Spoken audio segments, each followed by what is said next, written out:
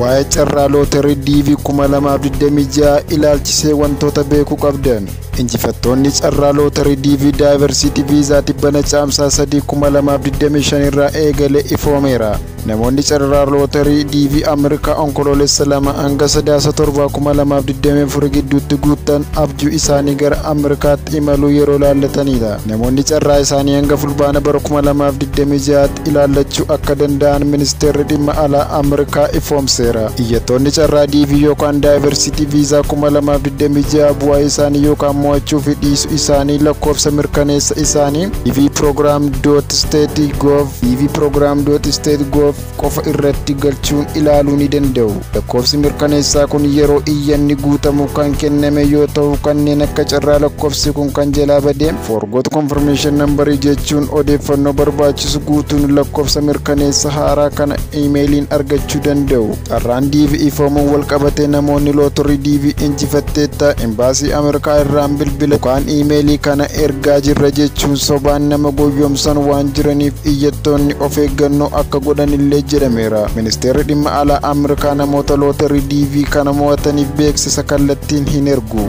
Haalli sirriin carraa DV 2026 injifachuu fi dhiisuun ittiin mirkaneeffamu karaa maastiriitii dhaabbatichaa qofaadha. Namoota carraa looterii kana injifatanis injifannoo isaanii ibsaa jiru. Kanneen carraan kun isaan qaqqabe onkoloolessa 1 bara 2025 irraa hanga fulbaana 30 2026tti viizaa Ameerikaa argachuuf iyyachuu ni danda'u. Viizaa kan argachuuf amma gara imbaasii Ameerikaa yookaan qoonsila biyyattiitti dhiyaachuudhaan kan gaaffiif deebii taasisan yoo ta'u, carraan viizaa argachuu fi dhabuu sanaan booda kan murtaa'udha. Namoonni kumaatamaan lakkaa'aman carraa looterichaa injifatanii haala viizaa dhabuudhaan daran carraan isaanii kan jalaa gubatu hedduudha. Waggaan Ameerikaan Afrikaa irraa yookaan Itoophiyaa dabalatee Eeshiyaa, Awurooppaa, Ameerikaa kaabaa, Ameerikaa kibbaa fi Awustiraaliyaa irraa namoota 55,000 karaa looterii DV'n gara biyya isheetti fiddi. Looteriin kaardii magariisa jedhamuun beekamu yookaan giriin kaardii kun namoota biyya seenan keessatti gara Ameerikaatti godaansi isaanii gadi aanaa ta'eef carraan kennamudha.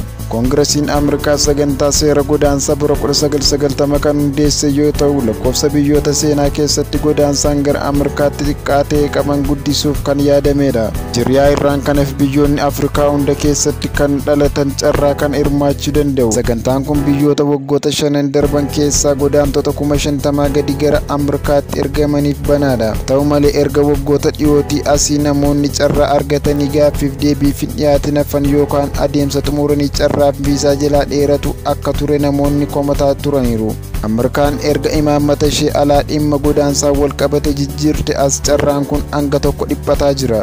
Ministeerri dhimma alaa Ameerikaa kun kan ta'eef filannoon lakkoofsa miseensota maatii nama carraa argate waliin godaanuu danda'an yoo rakkoo qabaate yookaan namoonni namni filatamee viizaa argachuuf ulaagaa guutuu dhabuun isaarraan kan madde ta'uu hima.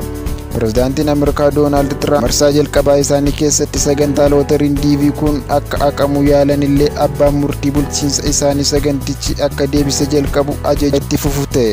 Carraan looterii DV bara darbe irratti biyyoota Afrikaa hundarraa yoo xiqqaate looterii kan injifate yoo ta'u, biyyoonni carraa kana injifachuun sadarkaa guddaarra jiran Aljeeriyaan 5,526, Masriin 5,515, Sudaan 5,505, Keeniyaan 4,459, Morokoon 4,237, Kaameruun 3,962 fi Itoophiyaan 3,674 fa'i.